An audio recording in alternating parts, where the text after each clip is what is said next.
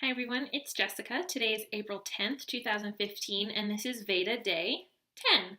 I was driving home. I tried to record a couple videos. I really didn't like the way they were turning out. I was just not able to get my thoughts collected the way that I wanted to, and so I thought, you know what? I'm not feeling it today. I'll just answer a question that someone asked me on Twitter yesterday about my favorite songs for a dance break in a classroom. That'll be easy. It'll be nice and clean, and I won't have to kind of get my messy thoughts and feelings, caught up in the video today.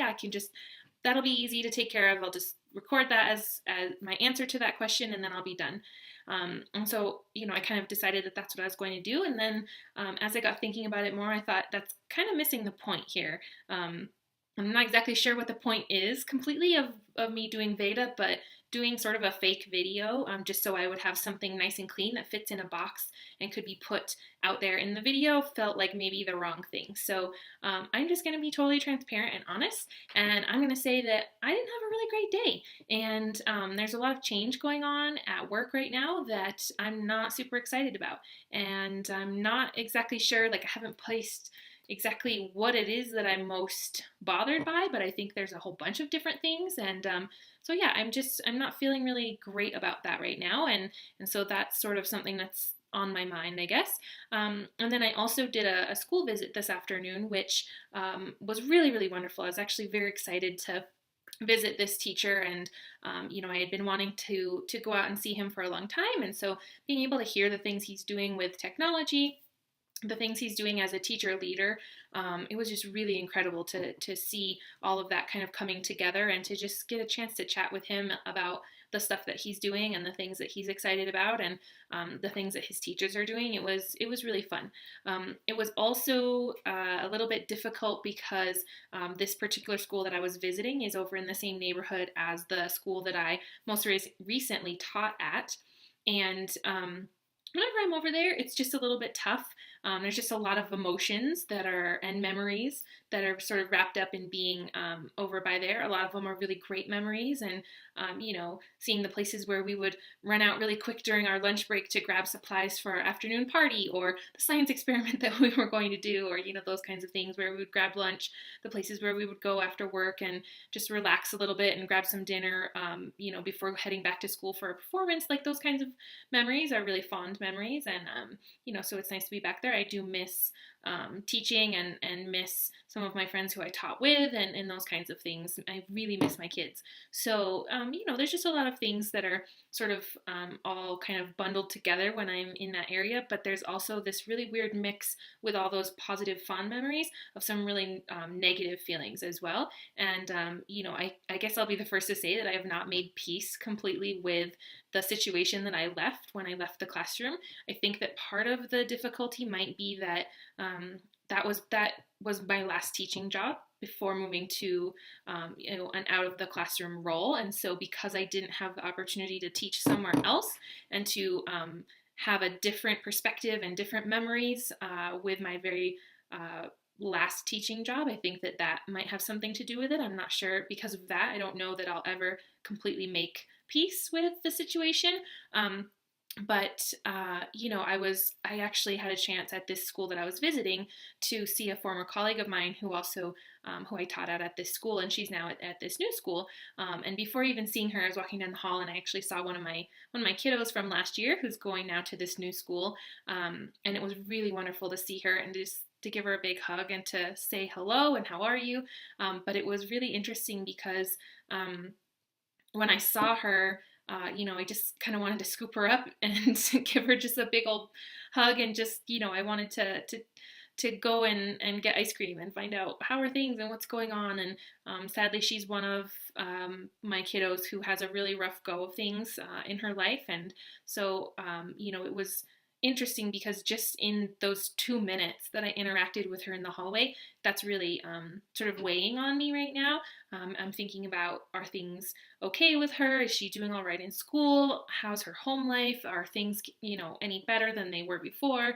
Does she have someone who is looking out for her and taking care of her, and helping her through any tough times that might be going on? And then there's also this sort of weight of, like, did I do enough? Did I help her enough? Should I have stayed in contact with her since leaving the classroom more? Like, could I have done more to be a better mentor, a better influence, a better teacher to her? So there's all those things as well. And it reminded me that that weight that I am feeling since seeing her from a 2-minute hallway interaction is just a tiny little piece of the weight that I felt as a teacher, multiplying all of that over 30 kids, over 5 years of teaching, every year adding more and more sort of weight and baggage. Not that you feel that kind of baggage for every student, but I felt that for a good number of them. And I was just recently talking to someone who was saying how for the first time when she sent her kids off to spring break, she had one student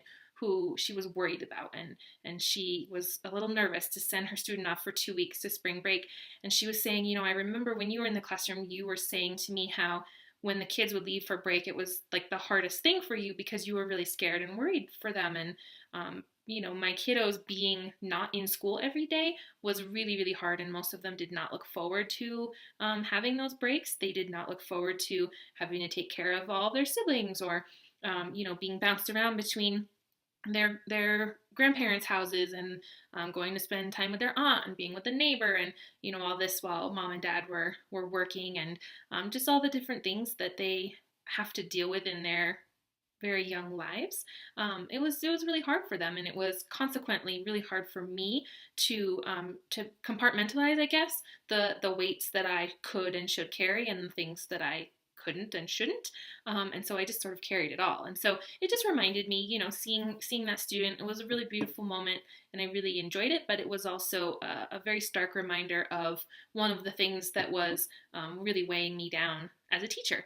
So in any event, I got a chance to also visit for a few minutes with this former colleague, and just in talking to her, she mentioned a few things about how the situation that we were in as teachers was a really, really difficult one, and being that the culture was so dysfunctional and there were just so many things going on, that we all acted and perhaps treated one another in certain ways that maybe wouldn't have been the case if we were in a different situation, a different school, a different leadership. And that really got me thinking after I left about the things that happened during my time there, just among the staff, and would that same staff, those same exact people, have had a very different experience if they were somewhere else. And it got me thinking about how, we really are products of our environment in so many ways. And I think there are a lot of things that you can do to sort of counter your environment, or to, try to change the course of things as best you can. But I also was thinking about how there were some pretty negative things going on between staff members and things like that, and we just weren't able to really come together all of the time as a team, and to support one another the way that I would have liked us to, and just a lot of drama and a lot of things that I never would have thought go on in a school that do go on in a school. And I was thinking about how a lot of times I think that when you don't have a strong school culture, when you have so many different struggles going on, when it's just such a difficult school to teach in, that really affects the community that you're able to build within your teammates, as a staff, and those kinds of things. So anyway, I was just really kind of fascinated by that we really are a product of our environment, and what would have happened if we transplanted all of those teachers into a different setting. I mean, would we have been the dream team, or would we have been able to have a stronger impact on our kids because we were working together as a really strong team, rather than in some ways, kind of butting heads, or fighting one another, or fighting the system? I think so many teachers are spending so much time trying to fight the system instead of trying to do what's best. Not that that's not doing best for their kids, but instead of really focusing on what's best for their kids. And so, they're doing it out of an effort because they want what's best for their students, but teachers shouldn't have to fight the system in order to do that. So, just a lot of random things that I'm thinking about, some things that are weighing heavy on my heart tonight. And I think, at the end of the day, it really takes me back to a quote that was shared at IPDX, that conference that I went to in Oregon. And we were in this session about school culture specifically, but we were also talking about district culture. And the quote that was shared, Kurt Rees was talking about just sort of his experiences as a school leader and how do you build a really strong culture and those kinds of things. And he said, as teachers' working conditions are the students' learning conditions. And that has really stuck with me. And I keep coming back to that idea that the situation that the teachers are in, the environment that they are in, the conditions that they are being asked to work within really and truly affect every single day what's going on in that school. And it affects those kids, it affects their families, it affects everything else that is happening. Because if you have a really positive culture in your building, teachers are happy, teachers feel supported, they have things that they need, that's going to permeate all through the school and make some really amazing things happen. If you have the opposite of that, you're going to have that negativity spreading. People are just in survival mode. It's every man for himself. And I think a lot of people don't talk about this, but there are actually a lot of schools where there's some, really abusive things happening and teachers are being treated really, really poorly. And, to have verbal and emotional abuse going on in a school is not something that people talk about. And so, I don't know, I guess maybe that's why at the end of a long day and a long week, I realized that it's actually really important that I just sort of put out there what it is that's weighing heavily on my mind and my heart tonight, because people aren't talking about it enough. And so I guess I would just sort of encourage, if you have other things in that sort of realm that you feel like you need to share. I often don't share blog posts and vlog posts about my experiences in that situation because I don't know. I guess I feel like maybe I shouldn't be. I don't want to I don't want to be shedding light on things that I shouldn't be shedding light on, but I guess I think it's important that we're sharing those kinds of things. So there's my thoughts for a Friday night. I hope everybody had a really great day and is enjoying the first bit of the weekend, and I will chat with all of you tomorrow.